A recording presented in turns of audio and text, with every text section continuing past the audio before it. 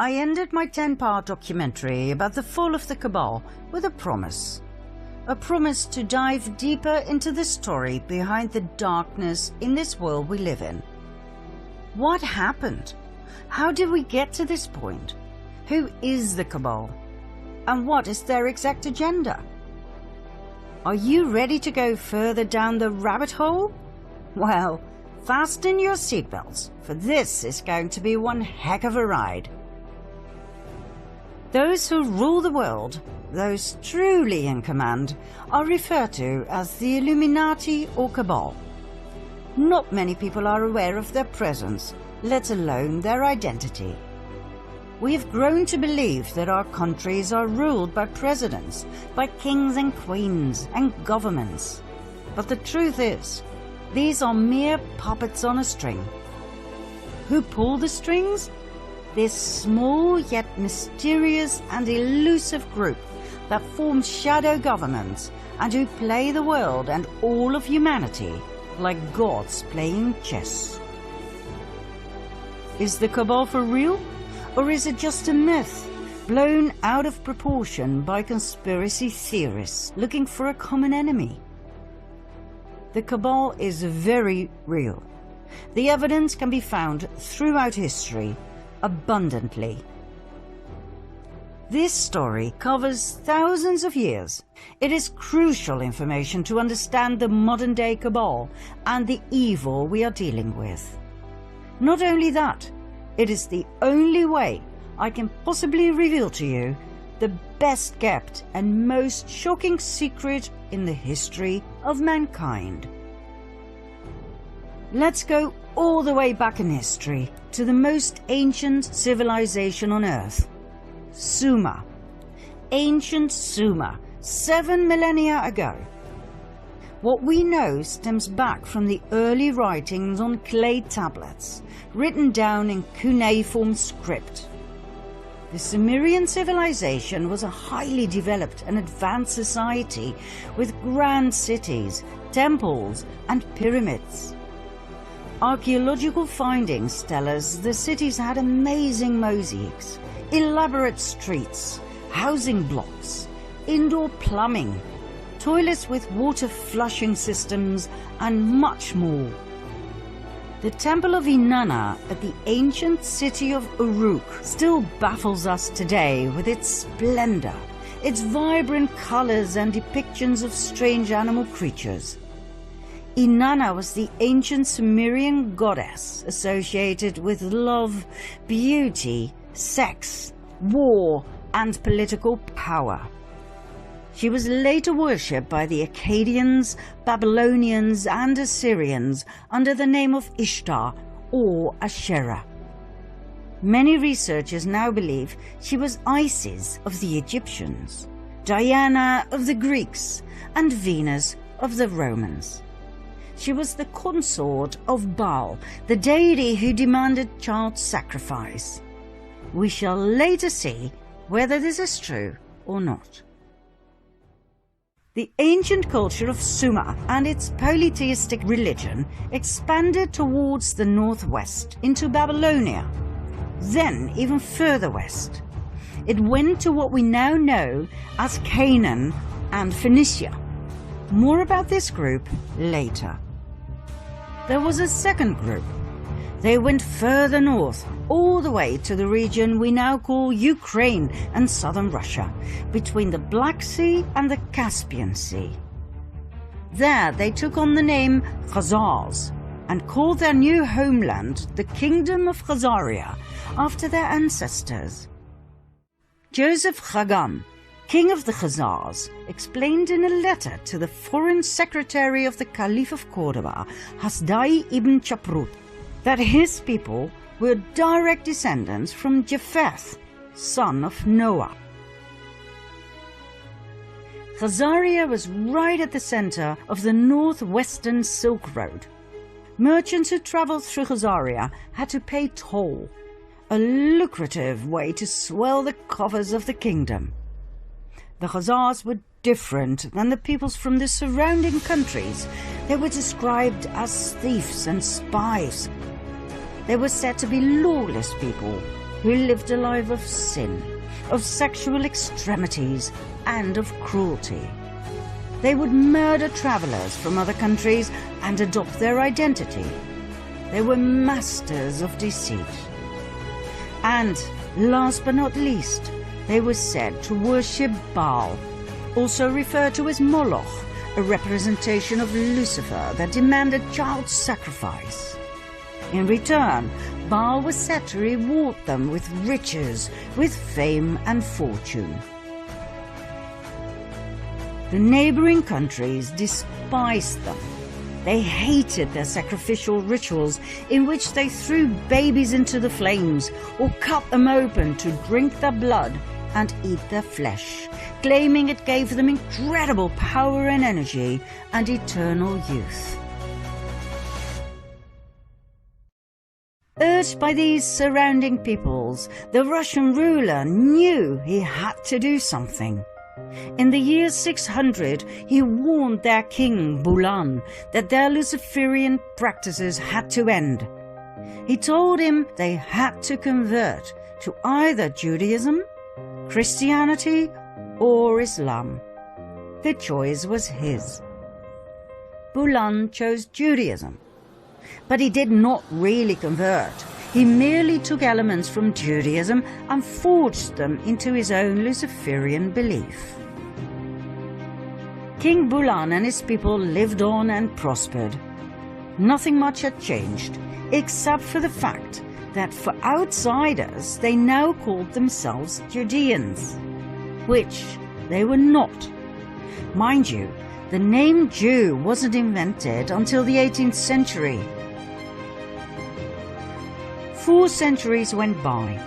In 965 AD, the Russian ruler, Grand Prince of Kiev, Sviatoslav I, felt they had gone too far with their continued devil-worshipping and child sacrifice. He decided to wipe them out. But the Khazars had their spies everywhere, and the Russian cunning plan was brought to the ears of the Khazarian king, who, just in time, fled the country with his 25 wives and 60 concubines, all of the nobility, plus an enormous amount of gold and silver. The entire exodus of royalty and nobility went via Hungary to Poland, then from Germany southward to France and Spain. Everywhere they went, some were left behind. In order to reveal their true identity, they called themselves Ashkenazi Judeans, knowing very well that their new home countries would not exactly be eagerly awaiting Luciferian Khazars. Ashkenaz, by the way, was the name of a region they inhabited during their migration from Sumer to Babylonia to the Caucasus.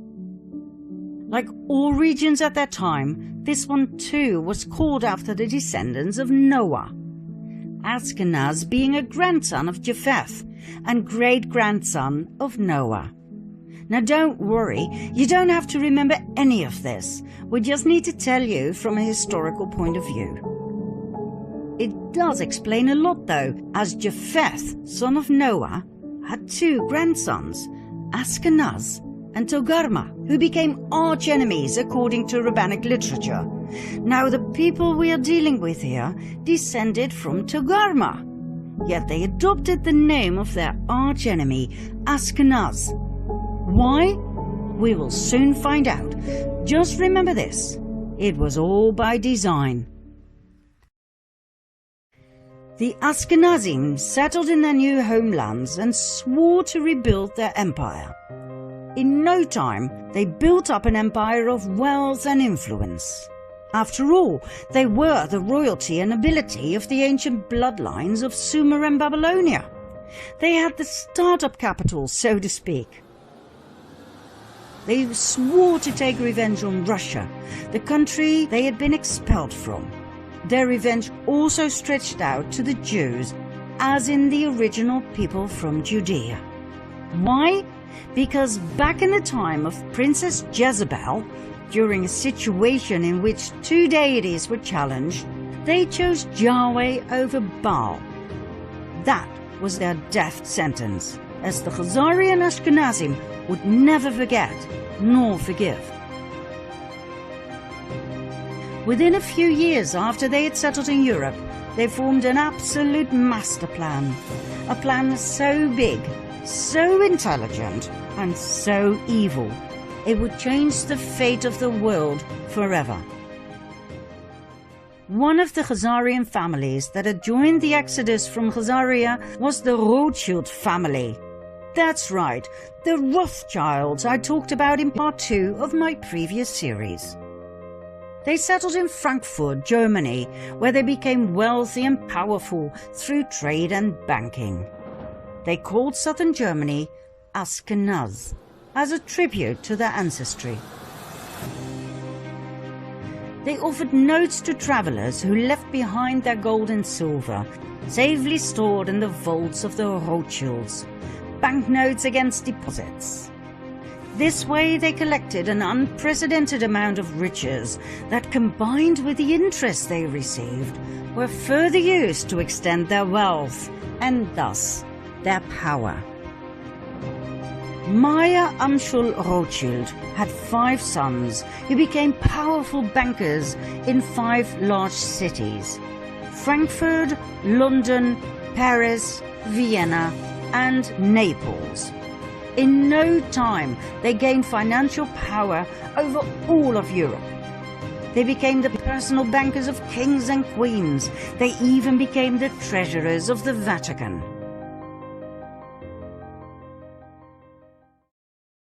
Before we continue with an event in the 18th century that has been deliberately erased from our history books, we have to pause this storyline and go back to the early Middle Ages for a second storyline.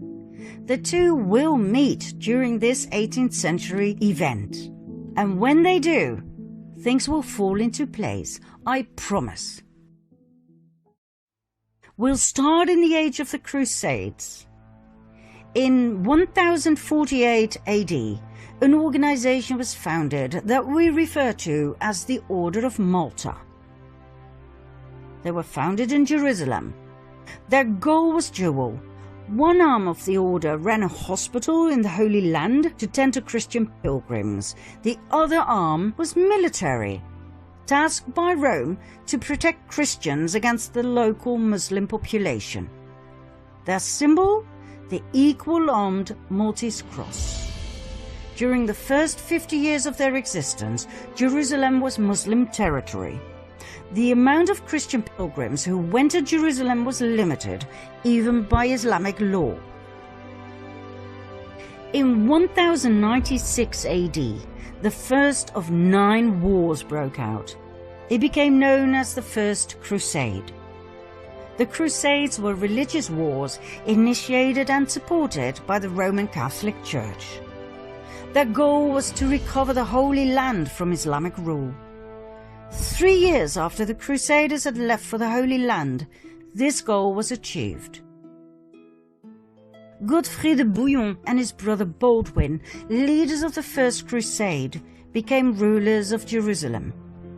The Crusades may have been romanticized in literature and movies, but the truth is, they were insane religious wars focused on nothing but death, destruction, and forced conversion.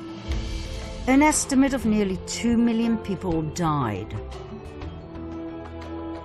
In 1118, a French knight by the name of Hugh de Payan founded a military order together with 8 relatives and friends. They called the order the Poor Knights of the Temple of King Solomon, later known as the Knights Templar. This order sprang forth from a secret society called the Prieuré de Sion, the Priory of Zion, an order that, by the way, is still alive and active today. With the support of the King of Jerusalem, the Knights Templar set up headquarters on the sacred Temple Mount. Their official goal was to protect pilgrims on the way from Europe to Jerusalem. In and of itself, this is fascinating. 9 knights were officially appointed to protect Christian pilgrims over a distance of 4,000 to 5,000 kilometers. God only knows how they did it. Their not-so-official goal was to rebuild the Temple of Solomon that had been destroyed in 586 BC by the king of Babylon, Nebuchadnezzar. Why this was so important to them, we will show later on. In 1129, the Order of the Knights Templar received the official support of the Roman Catholic Church. The order grew abundantly and donations came pouring in from all over Europe. The knights adopted a code of conduct in which they swore unfailing obedience to the master. According to researchers, the principle of obedience made the Knights Templar lethal. They acted swiftly and with certainty to do as they had been commanded. A force of Templars became an extension of the will of its commander, the Grand Master. At the height of their power, the Order of the Knights Templar comprised of almost 20,000 members. Only 10% were armed knights. The other 90% took care of infrastructure and logistics.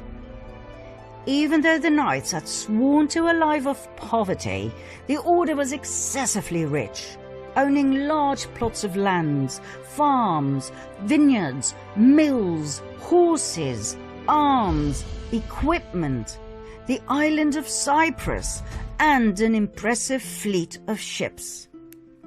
All the way from Europe to Jerusalem, in every city, they had monasteries, castles, churches, universities. They were so powerful they did not need to obey local laws. They could pass freely across all borders. They didn't have to pay taxes, and they were exempt from all authority except that of the Pope. Furthermore, everything they took from the Muslim population that they subjugated and murdered on their way was given to the order. Did they have these privileges in writing? Oh yes, Pope Innocent II took care of everything by signing the papal bull Omne Datum Optimum in 1139. All the order had to do was swear obedience and allegiance to the Pope. There was one area, though, in which the Templars truly excelled: banking. They had a network of banks in many countries that enabled pilgrims to deposit assets in their home countries and withdraw funds in the Holy Land. By the 13th century, the Templars had become such competent and trusted bankers that European kings and nobles who embarked on crusades to the Holy Land often forwarded large cash sums to the Templars that could be withdrawn later so they could pay their armies. The Templars even gave out loans to rulers. They excelled in everything they did, for which they were overloaded with donations, gifts, fame and fortune. However, in the early 14th century, the Knights Templar met their final destiny: King Philip IV of France. This man was heavily indebted by the order. When he asked for even more loans, the order refused. King Philip decided it was time for the Knights Templar to meet their maker. On Friday the 13th of October 1307, a multitude of knights were arrested, including their Grand Master, Jacques de Molay. After years of imprisonment, he and many others were burned at the stake. Medieval documents state that Molay called out a curse over the king and the Pope, Clement V, who had failed to protect them against the wrath of the king, and who had even dissolved the order through his papal bull, Vox in Excelso. Although the Pope dissolved the order, he did not formally condemn it, which would have been normal in those days. 1 month later, Pope Clement died. 8 months later, King Philip died. Ironically, the Pope's body was burned to ashes by a fire that was caused by lightning that struck the church where he was lying in state. The king died of a stroke he suffered during a hunt. But, contrary to what our history teachers have told us, the Order of the Knights Templar did not end here. New orders were founded with new names that were basically the continuation of the Knights Templar. Think Military Order of Christ in Portugal, Supreme Order of Christ in Italy, and so on and so forth. In every European country, the Knights Templar simply lived on the way they had, as if nothing much had changed. Only the order names had. The Order of the Rosicrucians appeared, founded by Christian Rosenkreuz, a German aristocrat. Was it connected to the Knights Templar? Absolutely. The sign of the equal-armed cross of the Knights Templar was combined with a rose. It can be found in medieval churches across France, Spain and Portugal. Yet another secret order was founded in 1534. 2 centuries, 2 decades and 2 years after the official dissolution of the Order of the Knights Templar, the Jesuit Order. The Jesuit Order was a Catholic religious order founded in Paris. Make no mistake though, the Jesuit Order was not an order of pious monks worshipping Jesus from within the walls of their safe monasteries. It was a military order of extremists who had sworn an oath of absolute submission and obedience to the Pope and to their superior general. Let's have a look at their initiation oath. I declare that I have no opinion or will of myself, but without hesitation I will obey every command I receive from my superiors in the Pope's and Jesus Christ's militia.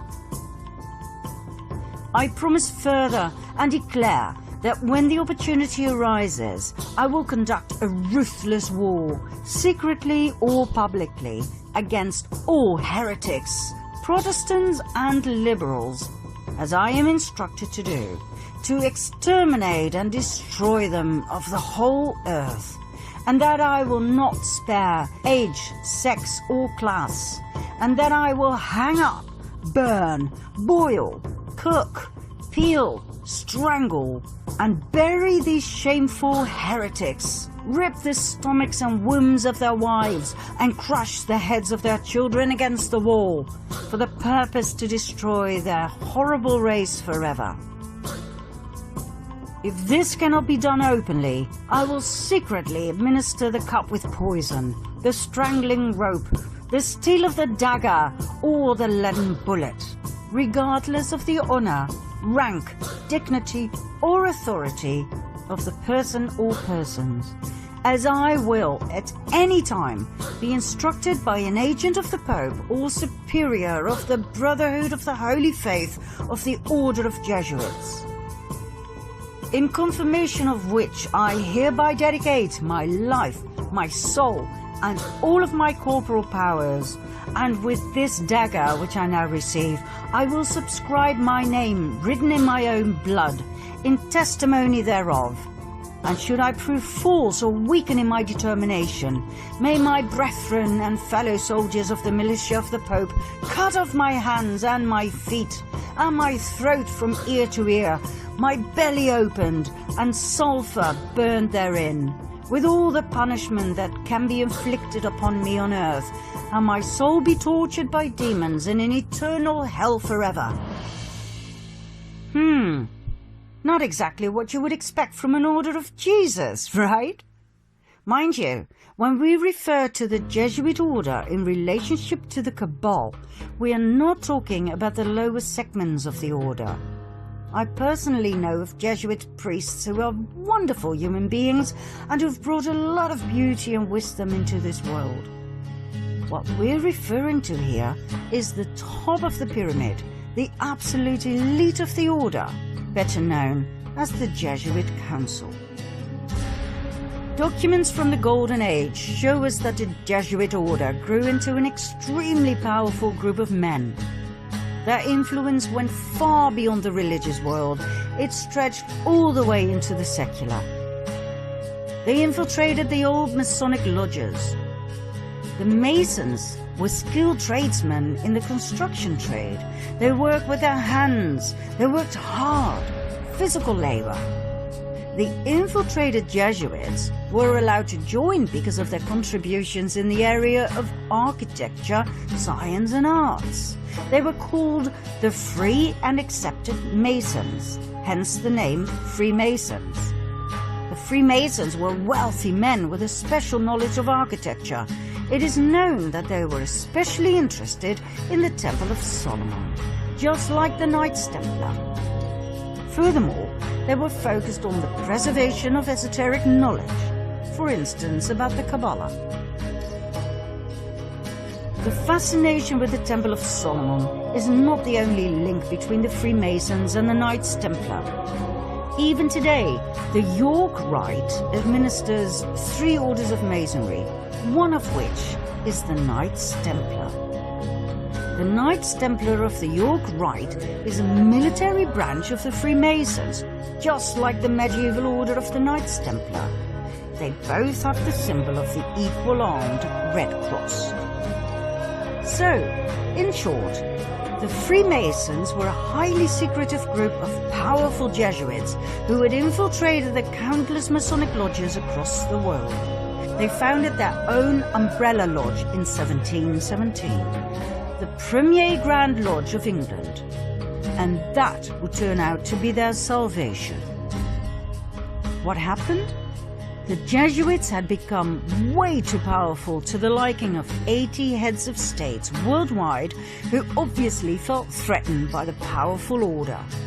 They banned the order and put pressure on the Pope, Clement XIV, to do the same. In 1773, the Pope succumbed to their demand. He promulgated the Dominus ac Redemptor, the Bull of Extinction, that put an end to the Jesuit order. It seems indeed history repeated itself. But guess what? It didn't end there. Just like the Knights Templar before them, they continued using another name. In this case, the Freemasons. 1 year after his betrayal of the Jesuits, Pope Clement was murdered by poisoning. Just like the Luciferian Hussars, the Jesuits too, and their predecessors like the Knights Templar, had a taste for revenge. Now, we promised that our 2 storylines would come together at an historical event that would massively impact the world. We have finally reached that point. Do you want to know what happened? Follow me to part 2.